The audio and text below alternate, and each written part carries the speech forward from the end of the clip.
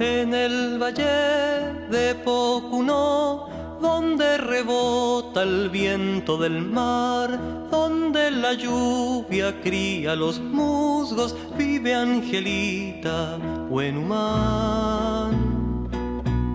Entre el mañío y los guayes, el avellano y el quitral, entre el aroma de las chilcas, vive Angelita Huenumán.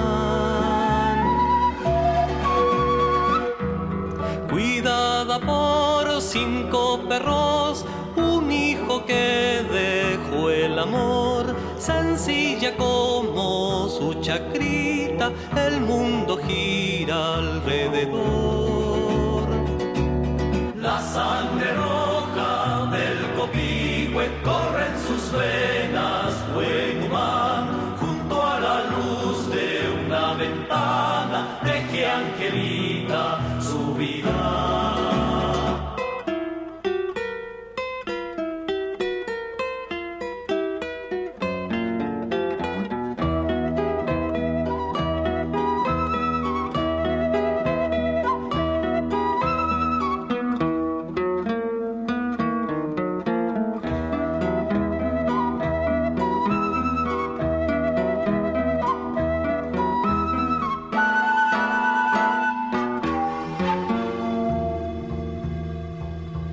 Sus manos bailan en la hebra como alitas de chincol. Es un milagro como teje hasta el aroma de la flor. En tus telares, Angelita, hay tiempo, lágrima y sudor.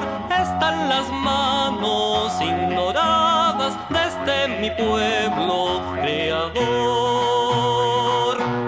Después de meses de trabajo, el chamal busca comprador y como pájaro enjaulado canta para el mejor postor.